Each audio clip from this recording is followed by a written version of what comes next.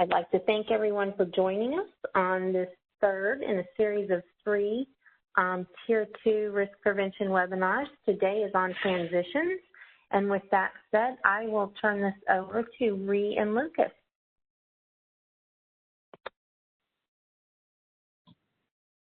Thank you, Heike. My name is Ree Evans. I'm the Statewide Risk Prevention Coordinator.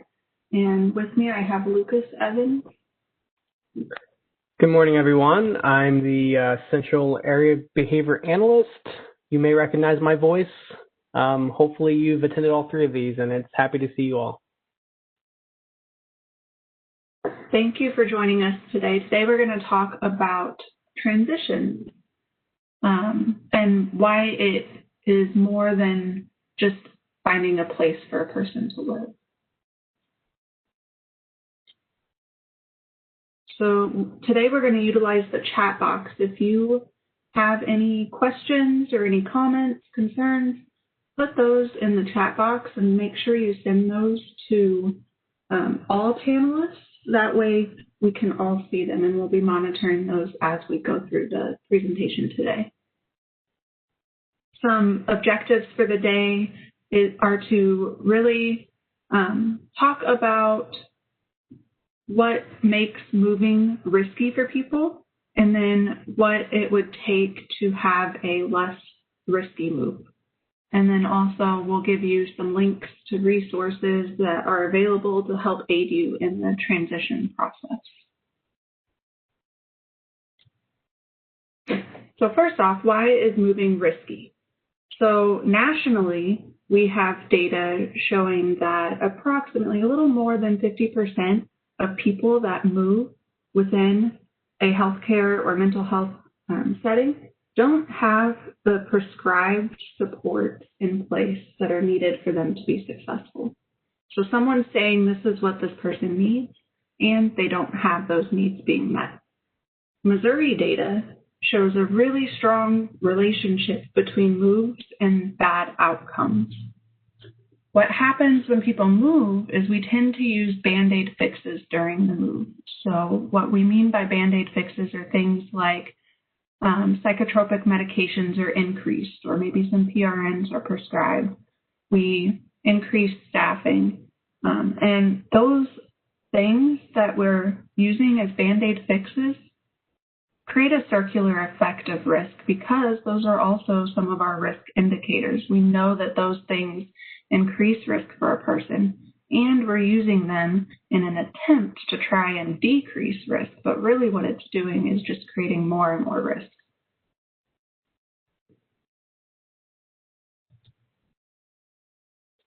Okay, so what should be our primary consideration when somebody is moving? Well, it should be the person. So person-centered means person's in the driver's seat and we're all on the bus along with that person, and we're supporting that person to live in the community. So one of the first things that we should be thinking about when considering transition is the person involved, and do they actually want to move? One of the things that I see happen sometimes, specifically with people who have significantly challenging behavior, is nobody wants to tell the person they're moving until the very last minute, and then just kind of either spring it on them or get them to get in the car, and then they show up at their new house. And this is not the best thing to do for lots of reasons. But one of the things it's completely opposite to what person-centered means. So if you're not involving the person and their supports, and where they live is a significant support of theirs, then you're not being person-centered, and we're not meeting the spirit of HCBS. And what's the likelihood that a transition is going to go really well and be less risky if the person doesn't even know that they're moving? So just, think about yourself. If you got in a car with your friend one day and you thought you were going to go to, McDonald's, and next thing you know, when you come back, you show up at a new house and they let you know that that's where you're going to live now. We would probably be really freaked out, and that probably wouldn't go well. So it's no different for people that we support in our system. They should be driving the bus. So they should be involved. They should want to move. And if they don't want to move, or they have concerns, or challenges, then those things should be part of the transition process, figuring out how to address those, letting those suggest unmet needs that we can do, and we'll talk about some of those throughout. The other thing to think about is it's not just having the person in the driver's seat, but has there been a visit? Has the person seen pictures? Have they met the person they might be living with? All of those things should happen prior to a move. And I know that currently, we have this pandemic, so in-person is hard sometimes. Sometimes distance is a challenge, but those things can be done remotely. I think one of the positive effects of the recent situation is it's shown us how much stuff we can do remotely. So FaceTime and video calls are all really good ways to have this happen, to get input from everybody involved and to have people see where they're going to move. And if you just think about what you would want if you were moving, it's really no different. You'd want to know where you're going. You want to have some say in where it is. You want to have preparation for moving, just those things. And those should be the primary considerations when anybody is moving.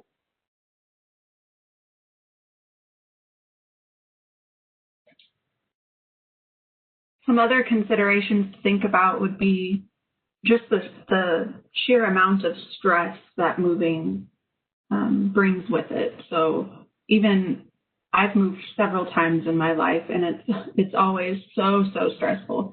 So how is the person being supported to help reduce the amount of stress that happens when they're moving? So are they getting counseling? Or for those that are familiar with tools of choice, stay close hot means having empathy, asking some open-ended questions, just spending some time with the person talking about the move, and then maybe creating a timeline to help them anticipate what's going to come next with the move. And Lucas covered this really well, but making sure that their interests, their likes are being considered and arranged so that they can have access to those as soon as possible after their move. And then thinking outside of that, things like, have they been able to tell their friends in the area if they have friends that they're moving? Have they been able to say goodbye? Can continued contact be arranged? So I know with the pandemic, like Lucas said, that's hard, but maybe they could do Zooms or FaceTime phone calls. But besides the move itself, what can the person look forward to so that it's a positive thing? And one last point on the previous slide. Also, just when can they expect to move? So do they have a sense of how long it's going to take? Do they know the steps that are involved? Again, just having some foresight or some awareness of what's happening rather than having it sprung on them at the last minute. And one of the things that a provider might say is, well, if we tell them ahead of time, they'll flip out or they'll do something to hurt staff because they have nothing left to lose. And I would push back on that a little bit and say, well, that may be true, but if it is true, you're just passing that buck off to the next provider and having that happen for them when they don't know anything about or don't know as much about the person as you do. And the other thing is, if that's the kind of reaction that they would have, that would probably be a good opportunity to think about what are the reasons behind that? Why would a person do that? What about the situation that they're currently experiencing would make that news something that would result in them attacking staff or tearing the house up because they don't care anymore? So I think that would be a good time to do some reflection of how that situation has come to be. And I still don't think it's a sufficient reason to not tell people they're moving. And this leads perfectly into what about challenging behavior? If you have been attending these webinars, you may have heard safety crisis plans mentioned. If you haven't attended them, you may also have heard about safety crisis plans. I hope everybody on here, all 87 of you, have heard about safety crisis plans and know when they're required and why they're a good idea. And these are incredibly important when people have challenging behavior, and there are even more important when people move. So if a person has had lots of behavioral incidents, and that's specifically if that's the reason why they're moving, they have to have a safety crisis plan. And that needs to be done before they move. And the sending team, the sending provider, should guide that discussion because they're the ones that have been living with the person and have the best information about what has and has not been successful. So they need to be guiding the document. It needs to be created before somebody moves. Obviously, it will need to be updated after they move. Safety crisis plans are living documents and should be updated all the time anyway. But there needs to be some set of strategies, some plan on what to do to prevent and effectively respond to challenging situations, and that needs to be in place before somebody moves. And there needs to be clear communication about it. So there needs to be a clear identification that one's necessary. There needs to be clear identification of what exists, and if nothing exists, there needs to be planning as part of the transition process to get that created prior to the move. And then there needs to be follow-up with the provider after the move, so continued support from service coordinators and other team members with those post-move calls to make sure that it's working as intended, and if not, what modifications can be made to it. And as in the other webinars that we've done, we've got links here on some resources related to safety crisis plans, so you can get to a template, an assessment, and some training. So again, safety crisis plans, they're not themselves restrictive. They might have restrictive interventions in them, but they're just a set of strategies that staff can use to prevent challenging situations, or if challenging situations happen, what they need to do to effectively respond.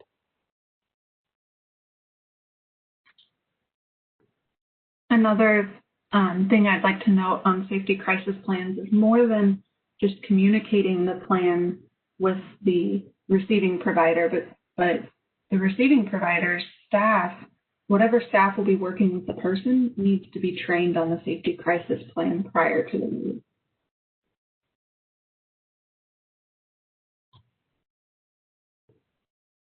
So extreme challenging behavior. If there has ever been a need for manual restraint, if law enforcement or emergency services have been responding to behavioral incidents, then an approved physical crisis management system is necessary. This is required based on the 9 CSR 45-3.090, and it's also in the provider contract. So if manual restraint is necessary, the staff at the receiving provider need to be trained on physical crisis management before the move takes place. So all staff need to be trained. There needs to be monitoring of the use of the physical management and then documentation of that use. Can I add one thing, Rhiannon? Yeah. Yeah, so and this will be true on several of the considerations, but specifically this one. So if you're a provider that's considering whether or not you can support a person, and in the recent past they have needed this level of response either from law enforcement, from a hospital, or from staff, and you are an agency that is hands-off, that has said that your policy is that you don't use physical crisis management, that should probably be a hard stop on considering accepting this person into your care, because the best predictor of future behavior is past behavior, all things being equal. So the likelihood that this person will do something that will require this level of response in the future at least once is almost guaranteed. And some staff that are working with this person will have to do something. So it's not like they're not going to do anything. They're going to do something, and they need to have the correct training. One of the things that is important to point out here as well is that use of law enforcement and emergency services as a standard response to address challenging behavior. So the thing that you do all the time when people get out of control, you just call the cops.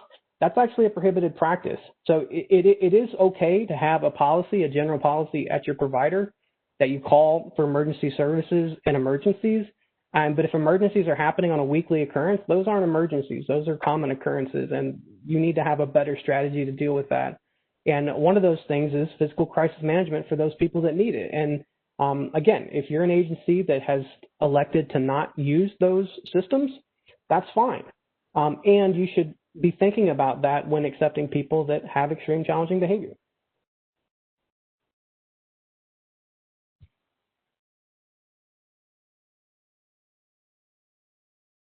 And this continuing on with talking about challenging behavior. So does the person have behavior services, applied behavior analysis services? If they currently have services, who's going to continue to do this treatment? Now, if you're a residential provider, you may be asking yourself, well, that doesn't matter really to me because I don't do behavior services, I do residential services. It's not my responsibility to request services either. And those things are technically true, but the thing that we want everyone to think about is we're all part of a team. And if you're going to be supporting this person who needs that extra level of consultation or support, you want to make sure that they have access to that when you're supporting them, because it really affects how well you're going to be able to do as a residential provider. So what I mean by that is that you could be the best residential provider in the world and you do universal stuff and you give them a really good quality of life. And if they need that extra level of consultation, that extra help, the person still is probably not going to do well at your agency, not because the residential provider is doing anything other than the best, but because they need, in addition to that, they need even more. They need individualized, specialized services. And this could be said for mental health services as well. If you have somebody who has a significant trauma history and really needs ongoing treatment from a counselor or a psychologist, that person's probably not going to do really well with your agency if they can't continue to access those needed services. So that's another one of those considerations where even though it's not directly related to the residential services, it's definitely indirectly related. And when people move, they need to have those supports wrapped around them. That's why Rhiannon titled this presentation, It's More Than a Roof Over Your Head. It's more than a place that you go to live. It's a community that you're joining, and that community has to meet your needs. And so behavior services is one of those things that if the person has it and needs it, that needs to continue. And that should be set up prior to the move. So you wouldn't want to lapse in care if they're currently getting services. You'd want that to just continue. And then the same consideration is if the person needs services. Again, if the person is moving because of challenging behavior, they probably need additional services beyond just residential. They probably need applied behavior analysis services. So again, are those services available in your area? Again, it's not your responsibility to request services. That's not what this is about, but this is about making sure that all of those needs can get met in your community. It would be the same consideration, and we'll talk about specifically medical in a little bit, but it's just one of those things to make sure that this community can meet this person's needs. And so you as a residential provider can be supported, can be successful with a person because they're getting their specialized needs met above and beyond a good place to live and a good quality of life. And again, we have links there for the ABA services on our website. And again, beyond just finding or making sure that ABA services are available, if the person already has a BSP or behavior services, then making sure that the receiving provider staff is trained on the BSP by the behavior analyst prior to the move.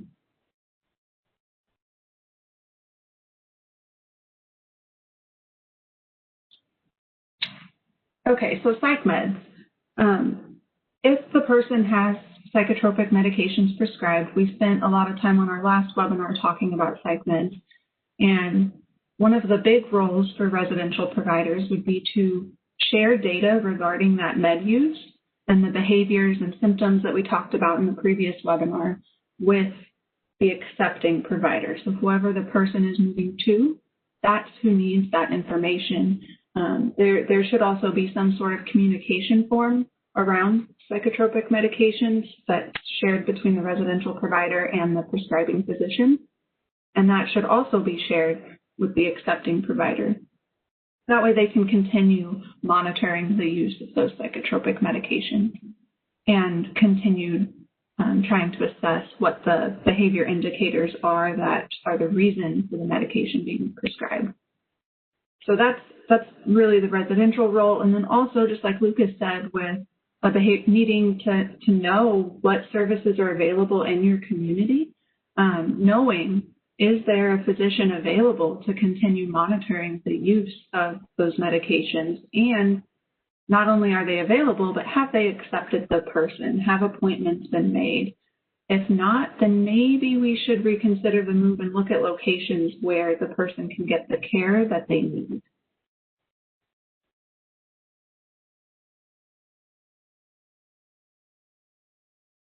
Okay, before we talk about physical health, I'm going to pause just for a second. We have a comment and a question, actually two questions. So Kay writes in, as a CLC, can we suggest putting a stop to the move if the needed services are not provided in the new location? So let's take that one first. You know, as part of consultation and support to a move, if you have concerns about a move, specifically related to needed services, you should definitely be pointing that out and making the team aware that those things aren't being met. Now, can moves be stopped? That's a hard question to answer. So I have seen some moves that have been slowed down in the past, but what we really want to focus on is helping teams recognize the needs that a person has and how they're going to meet those needs. So I don't want to say that the regional office has any intention of you know, stopping moves from happening. That's not really what we want to have happen. What we want to have happen is teams to go through the planning process as intended and to do a cost-benefit analysis of what's going on to make sure that they have done their due diligence to get people supported in the best way that is possible in whatever community they choose. So that's kind of a weasel answer, and I don't mean it to be a weasel answer, but what I'm really trying to say is regional offices stepping in and just saying no to moves is also restricting the choice of the person. So what we want to do is support people to choose to live in communities that they want and to make sure those supports are around the person as appropriate. That's our ideal. And if we have concerns, we should certainly say that. Anybody on the planning team, any outside consultant that has been asked to come in to help, like a CLC or somebody else from the regional office, should feel empowered, and they should feel obligated to point out when things don't seem like they're going to be successful or all the supports don't seem like they're in place. And that's actually one of the things we're going to end on, so I'll leave that there for now. The other thing that Kay asked is, how do we know that new staff has been trained? What proof is there of this training?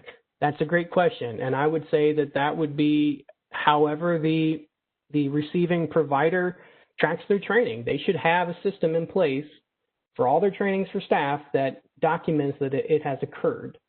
And so I would say that they should use their standard process to document training has happened. We would prefer that training be competency-based, so that documentation would include some indicator that staff can actually do the strategies as described in the natural setting, so not like in a training room, but they can actually do it kind of in the areas that they're going to have to be doing it. So that's going to be up to the provider. They should be providing proof of any trainings, whether that be med-aid, whether that be being able to be successfully implement a behavior support plan, whether that be a safety crisis plan, any of those things. It's the same documentation they should have for any training. Kana asks, what about emergency transitions? How could we support a person in those cases when there is no other option but to move the person to the new location or the agency? Specifically, contract termination or 30-day notice is given. Well, that is a really, really, really good question. And I want to hold off on that towards the end because I want to end on talking about those things. So let's put that aside. But that's a really good question, Kana, and we're definitely going to come back to that. So let's talk about physical health. Okay, so one of the things that is often true when you have a sudden emergence of a behavioral challenge or a behavioral challenge continues to get gradually worse is there's sometimes a medical component involved. And one of the things we also know is that people are at increased risk of going to the hospital for medical reasons after they move. And so that indicates to us that people have unmet medical needs. And as part of the transition process, specifically when people have challenging behavior, we should be making sure that medical needs have been recently assessed. Those could be some of the things that we talked about in our psychotropic medication webinar, specifically things like constipation, thyroid issues, metabolic situations, sleeping problems. All of those things can affect people's behavior and should be ruled out and supported, addressed before they move. And if they need ongoing care for those issues, those things should be set up ahead of time. Again, if you're noticing a theme of making sure you identify the needs and have those things set up before the person moves so that they can just continue to have their needs met, great. Then we have succeeded, because that's what we're really trying to say. It's not exactly rocket science. It's just hard to carry out in practice. So if they have physical health problems, you need to find a doctor that can care for them. And it's not just any doctor. It's a doctor that actually has either expertise or awareness of how to treat that condition in that population and can actually take them. So it's not just that they could treat a patient like that, but do they currently accept new patients? And when can they get in? Is it actually scheduled? One of the things that sometimes happens, and this is not just for medical concerns, but a lot of times I see it more frequently for behavioral concerns, is the team says, yeah, we'll get the person moved and we'll see how they settle in, and then we'll consider whether we need to request behavior services. Well, any of you who have ever been involved in a person that needs behavior services and requesting services, it can be quite a wait to get those services set up. And so the longer you put off asking for services, the harder it is to get. And those things should be requested ahead of time, not wait a while and see, because data shows that there's a significantly increased amount of risk immediately after a move. There basically is no honeymoon period. It's just increased risk. And so we need to be addressing those things, not waiting. And then Rhiannon, go ahead and take Amber's question.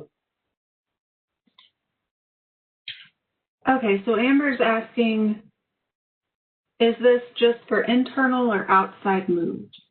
So our recommendations today, I'll say, are for any time the person is moving. So for internal or outside. Some of the stuff might not necessarily be applicable. Like if their behavior analyst isn't going to change, then you don't have to worry about finding a new behavior analyst. However, if the person's moving to a new house within the same agency, it's likely they might have new people working with them, so new staff working with them, which would mean that they need to be trained on the plan, the safety crisis plan, and all of the other things that we're talking about today. So really, I'm working with an agency right now whose go-to right now during the pandemic is to move people from house to house. And what is happening is we're seeing a huge increase in behavioral incidents because staff are not being trained in the new locations that the person is moving to. And so it's really, really concerning. So we want to make sure all of these things are considered, whether it's an internal or an external move.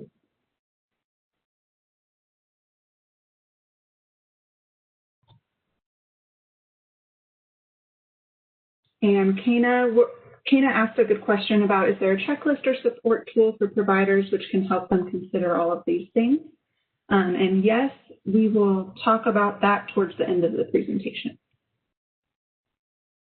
So what about staffing? So we talked in our first webinar in this series about added staffing, and we talked about having a staffing plan.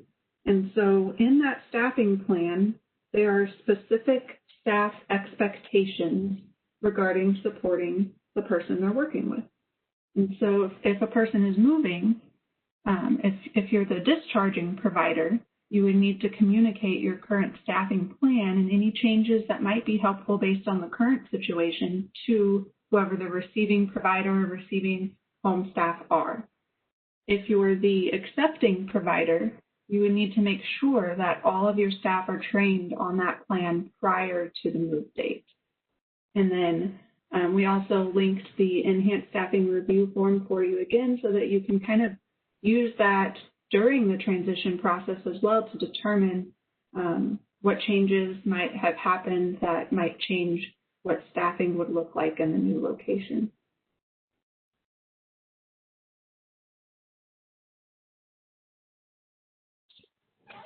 All right. So we've talked a little bit about housemates or roommates. We'll talk a little bit more about it here. We actually have a housemate compatibility tool that you can use to kind of guide the conversation around, are these two people likely to get along when they live together? I don't know if any of you live with other people, but sometimes living with other people can be kind of hard, specifically during a pandemic. So these are significant things to be considered. And again, the person should be driving the bus. And so housemate compatibility tool is just a tool to help have those conversations to support the people that will be living together to decide if they want to live together, not for staff to just, it's not Tetris. It's not staff playing. It's not the team playing Tetris to figure out where the person will chuck into their organization. That's, again, not person-centered. The people that are receiving the services should be driving the bus. We should do that to the best of our abilities. Oftentimes, we consider the person last, and housemate compatibility is a perfect example. And it's not just the person who is moving into the house, it's the person that already lives there. They should have say on who's going to live with them. So when we do that, surprise, we have a higher chance of being successful. So we have several tools for this. They're just guides to conversations. They shouldn't be taken as literal numerical odds that this housemates will be successful living together. And going further than this, part of the transition process and shortly after the person moves should include the housemates getting together to talk about what are their shared values for the house that they live in, what would they consider to be some acceptable kind of rules that they have. So I'm not talking about house rules that the staff or the agency makes. I'm talking about rules that people have in their own homes. So I have rules that I have in my house that I have agreed upon with my wife. Mostly she just tells me what to do, and that's what I do. Just kidding.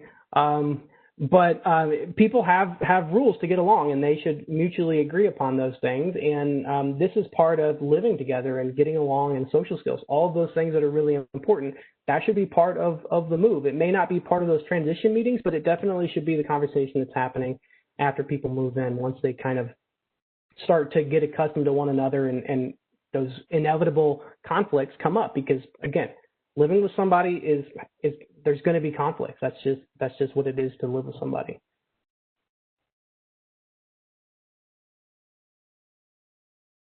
Yes, thank you, Rachel. That's a really good comment. The housemate tool is currently being revised. We do have one right now. We'll have Rachel and her group are working on a better one that you'll see in the near future. But again, those are supposed to support conversations around how to make sure people have the best chance that they can to live successfully together. The current links here will be to the old housemate tool that's available, but like Lucas and Rachel said, it will be updated in the near future.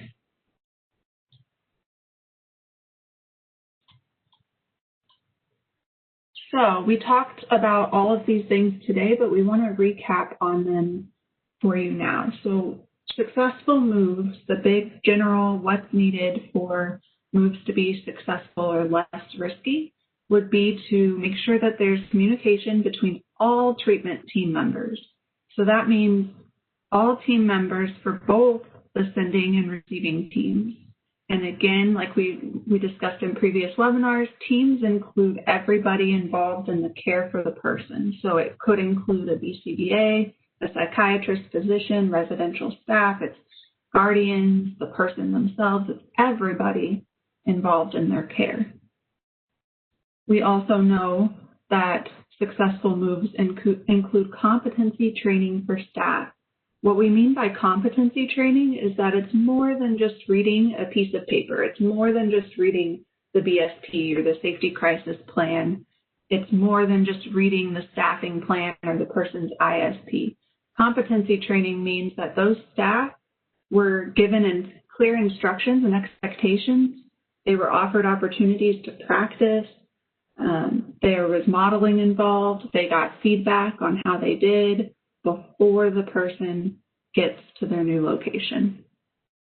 And then all prescribed services aren't just available, but they've been secured. Appointments have been made. Communication documents have been transferred. And then I think one of the most important points here is knowing when to slow down the move. So if all of those above things that we've talked about have not been completed or aren't able to be completed, you might want to, as Lucas likes to say, pump the brakes, slow down the move. Maybe this isn't the right place for the person to move to. And one thing national and Missouri data shows is that if you spend a little bit more time planning for the move and finding the right location, the right place for the person to be, it's going to be more successful and save you time in the long run, because then you won't end up with a bunch of repeat moves. Because if we send someone to a place or accept someone that we can't provide all of the services that they need, then it's more likely that they're going to be unsuccessful there and end up having to move again in the future. So I want to circle back to Kana's question about what about emergencies, and our recommendations are the same. So we should slow down as much as possible to make sure things get set up. And we should be honest with ourselves that if this is a legitimate emergency, so like let's say the person's in the hospital and they're going to put him out in the street and he doesn't have a place to go, or the person doesn't have a place to go, we should be really honest that we've really just kind of kicked the can down the road to the next provider, and that all of the problems will follow that person, and we haven't done good planning. So it's really just a stopgap measure, and we shouldn't think of it as anything other than that. And sometimes those are necessary. Sometimes all we can do is kick the can down the road, but we should recognize that we've kicked the can, and we should continue that planning around the person. We shouldn't expect things are just magically going to get better. The main reason why people get into situations where they need to move in an emergency is because they have unmet needs that haven't been addressed. They have services that haven't been secured, and they haven't been able to access all of the things that they need. And when we move people too quickly and don't have those things set up, all we're doing is just setting that next place up to have the exact same issue. And maybe they can make it a few months before the issue happens. Maybe they make it a week. Maybe they make it an hour. But it's probably going to fail if we don't get these things set up. That's why as soon as there are challenges, we are doing something about it. That's the whole point of this series. That's why if you are needing to request staffing for behavioral challenges, you need to start thinking about what that means and what other things the person needs. That means that if the person's having to take a ton of medication, we start thinking about what are the reasons for the medication and what other things does the person need, so that we can prevent those legitimate emergency situations. We can minimize those so that they're not happening all the time. Will they happen ever? Yeah, absolutely. We're always going to have emergency situations that are hard to foresee.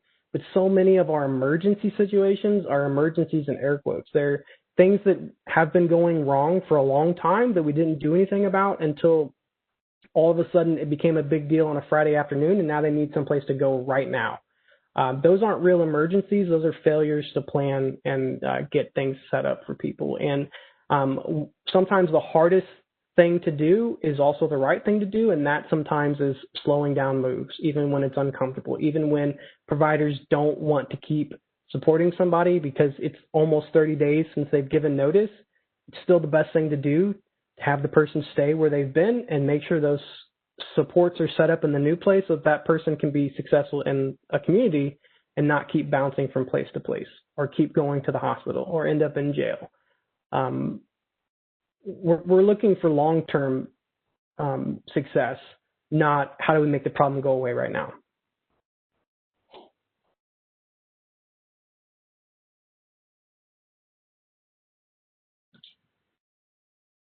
Kana earlier had mentioned, is there a checklist for providers to kind of plan out all of this and make sure they're covering what's necessary for a person to be successful with moving? I've linked the current checklist for moves, and this is a good tool for not just the CLCs to use or the support coordinator, but residential providers to look at and see what's necessary for the person to be successful. Now, I will mention, just like the housemate compatibility tool, we are working on revamping this right now. We're enhancing it to include more things that we think would be helpful. And so it will be updated in the near future. But for now, this is the current one that's public on our website for anybody to access.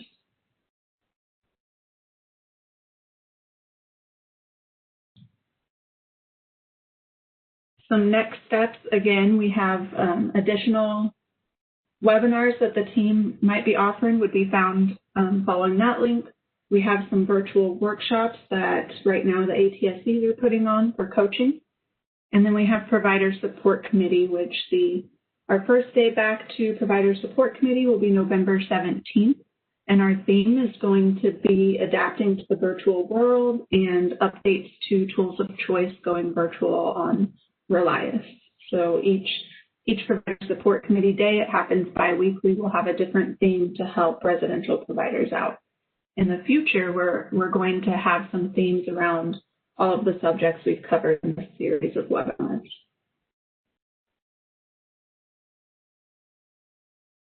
And Rachel makes a good point in the chat box. She says that she's hoping that the new checklist tool will help prompt more questions and conversations during those transition calls.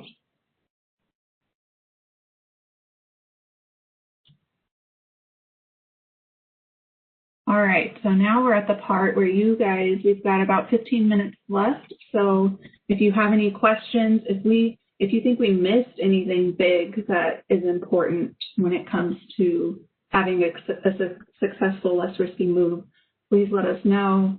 If there's barriers to things we've talked about, let's talk about that. And then what else can we do to better help teams be successful?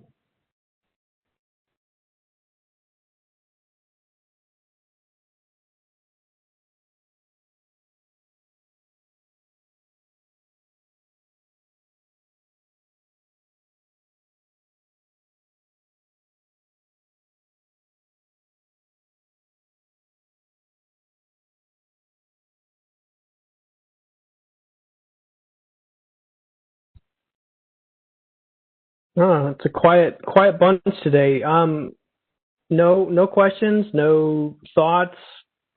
Are any of you sitting out there thinking, gosh, this isn't realistic, or they're not considering X, or they're not considering Y?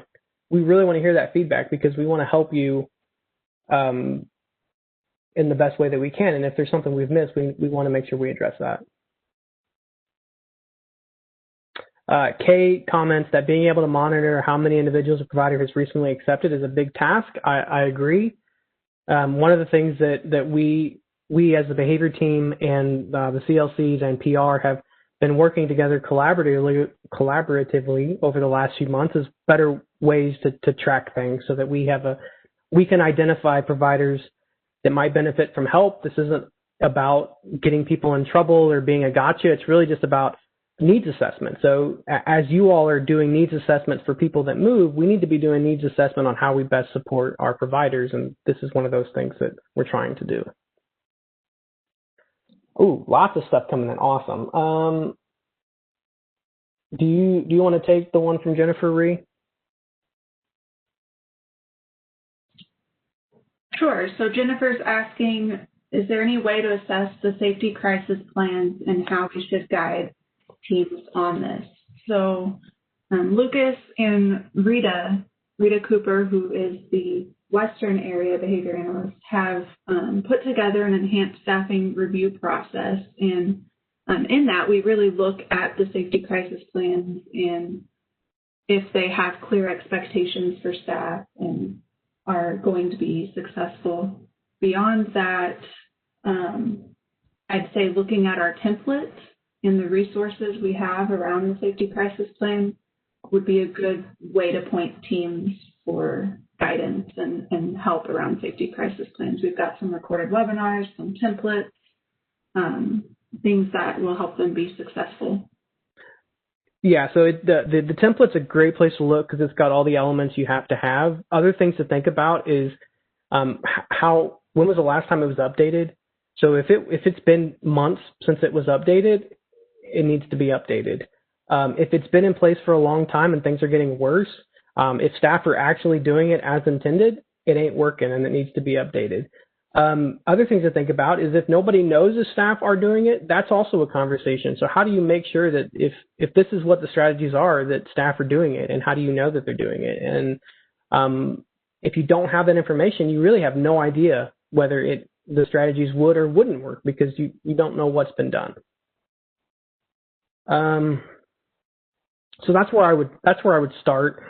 Usually, if people make sure that plans have all the elements and that they're updated frequently, that usually is a pretty good indicator on whether they're going to work or could work, or it may be an indicator that teams just need help. And if you have revised the plan a few times and it's just not working, because you're having to go to that crisis response every single time, you need help. You need to ask for additional help from a behavior analyst, not from the behavior resource team or the ATSCs. You might ask for some help from the area behavior analyst, but more than that, the person needs applied behavior analysis services to help them individually. The regional office loves to help teams in need, but we simply don't have the resources to be the safety crisis consultants for everybody. And so that's why we're doing these trainings. That's why we're helping you get the skills, and we're helping you identify when you need extra help. And extra help is ABA services. Andrea sent in, do you have recommendations on supporting individuals with transitions happening around them? So specifically what she's saying is the person themselves isn't moving, but maybe a housemate is moving in or out or around them. How do you support them? So I think many of the same things that we're talking about now, person-centered, just really good person-centered planning. So thinking about, how you would feel is a good starting spot about how you would feel about people moving in and out of your house and what things would help you feel better about it, and having them help you guide what they need to be supported, and thinking about why are people getting moved in and out. If people are getting moved in and out of this person's house because the person's hard to live with, well, then that probably speaks to some challenging behavior on their part, and teams should consider what they need to do to support that person. Does that person need a safety crisis plan? Does that person need additional skills training? Does that person need applied behavior analysis services? Does that person need counseling services? Other things that could happen. So one thing that happens sometimes is people lose a housemate because the person passes away. That happens. Unfortunately, that's also part of life when you live with somebody is sometimes people pass away, and that might be an indicator or an opportunity to help the person with the grieving process. Maybe they need to see a counselor to help with that. Maybe you should consider kind of that moving somebody in is going to be a little bit touchy because maybe the person's lived with their old housemate for 20 years and now they're gone. And so thinking about what does it look like to have a new person living there, and thinking about how maybe the transition process needs to be extra slow with lots of visits so the person can get comfortable with this new housemate when they've been used to somebody that they've lived with almost a lifetime, 20 years. So that's what I would suggest. And then Rachel has a really, really, really great suggestion that she's adding into this. So thank you so much for this, Rachel. She said she'd like to encourage all team members to ask more questions during the transition calls, not just the community living coordinators and the service coordinators.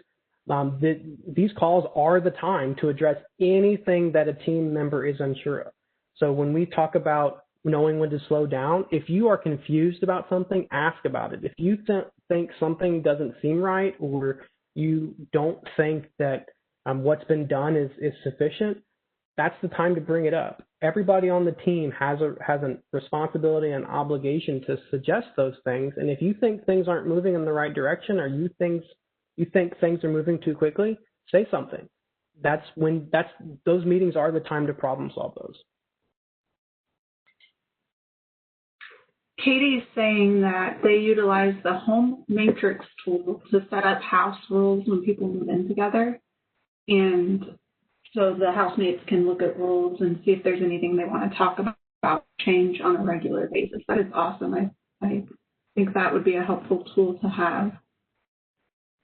So that, yeah, I love that. I think so that has so many more benefits beyond just making sure a transition is successful. That's teaching life skills. That's teaching self-management. That's teaching people to be independent and part of communities, being able to successfully live in the community and with another person. So I think that's fantastic. That's not just good for transitions. That's just good for life skills that ISL should be helping people learn.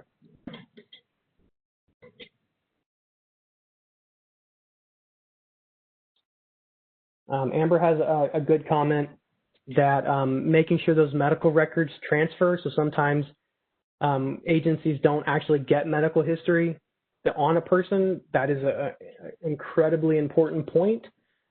Those things are critical and need to continue to be followed up on. So if a transition happens and something doesn't come with the person, that would be the time to follow up with the team and to make sure you're letting the regional office know that you're missing critical information about this person.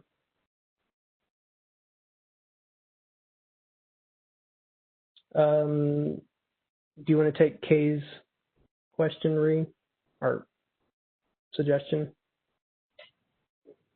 Yes, I'm scrolling through trying to find where we're at now. Okay, so Kay says that training all staff how to monitor transitions is also a necessity. So making sure that support coordinators, supervisors are trained on how to assist in asking those tough questions. The guardian, current provider, and the support coordinator know the individual the best. And that is so, so true. So that's why it's very, very important that everybody involved in the care for the person is involved in the transition process, so that those people that know the person best, including the person, are able to ask questions and help with problem solving around the move.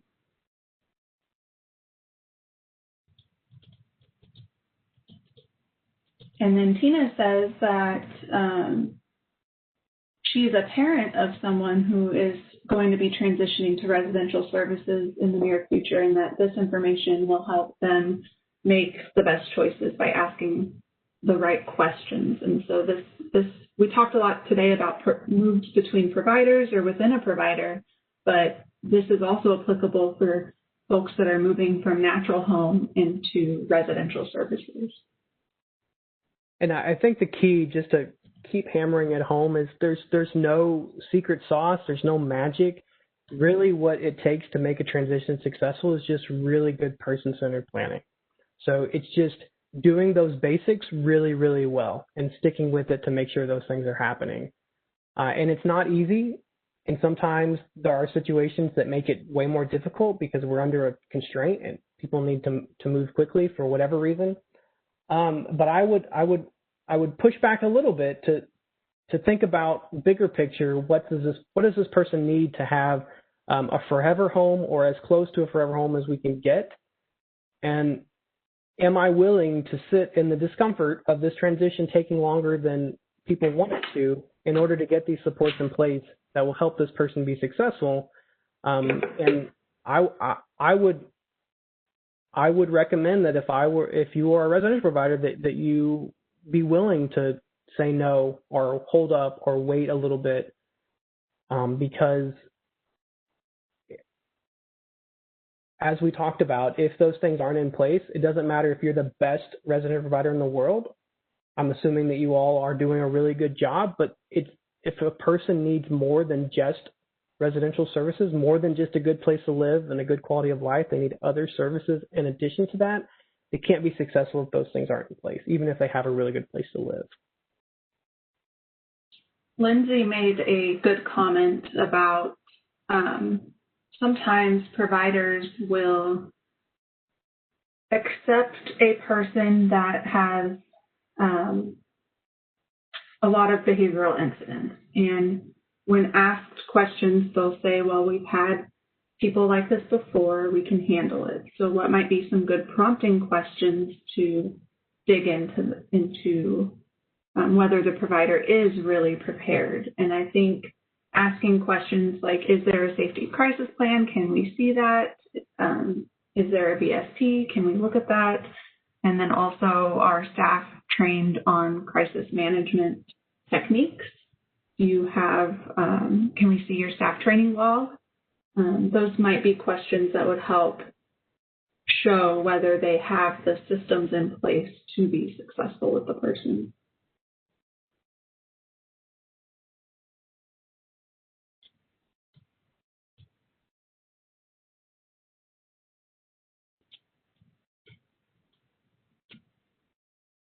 And I think there's one more that was sent just to me, and Dawn is asking how we might get more behavioral providers contracted with the state, and that is the million-dollar question of the day.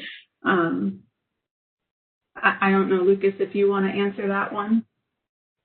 I'm sorry, my sound cut out just for a second. Could you repeat the question?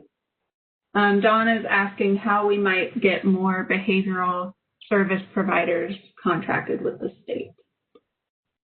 Yeah, that's a hard question. There's definitely way more need than there is services.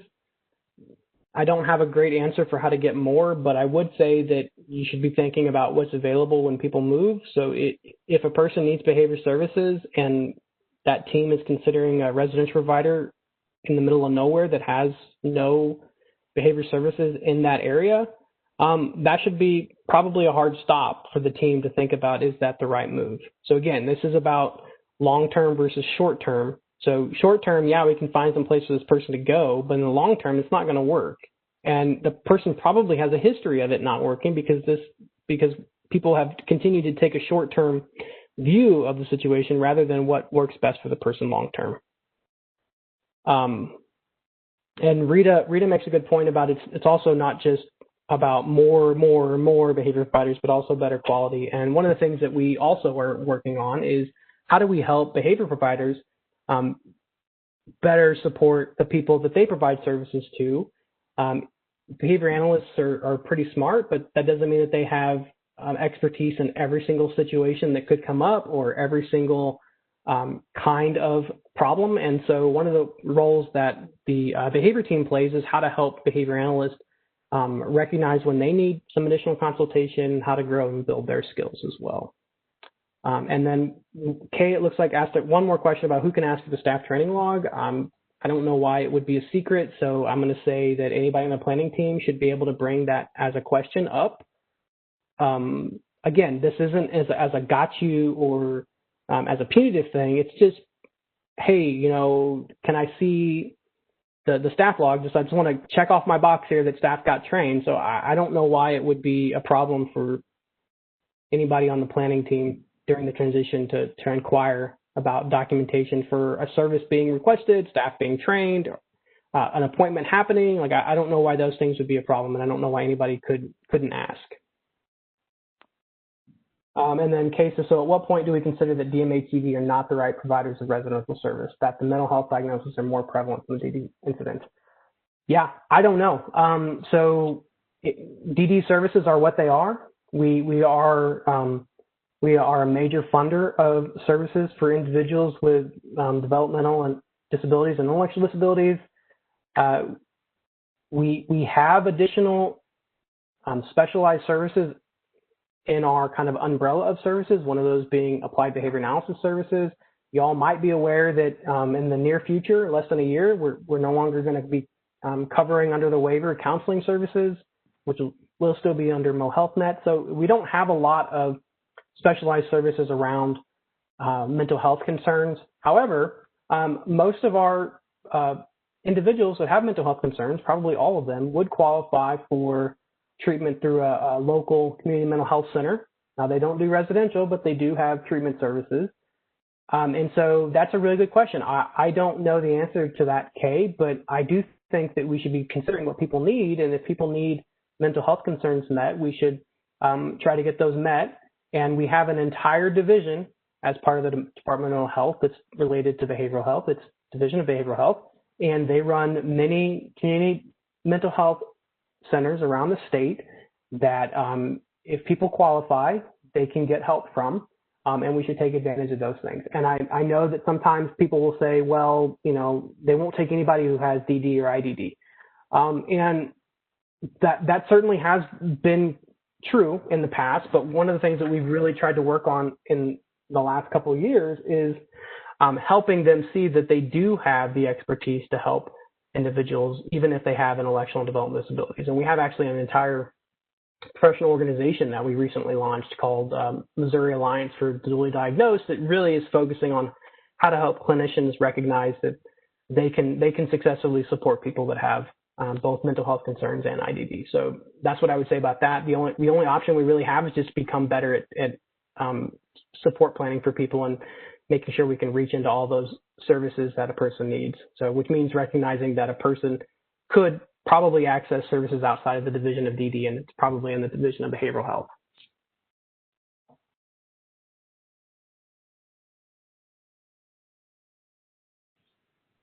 It looks like we have covered all the questions and comments in the chat box.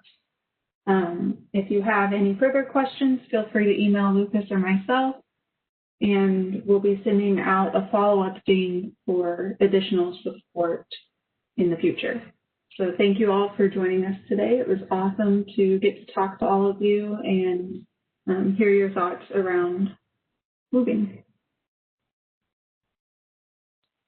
Thank you all very much.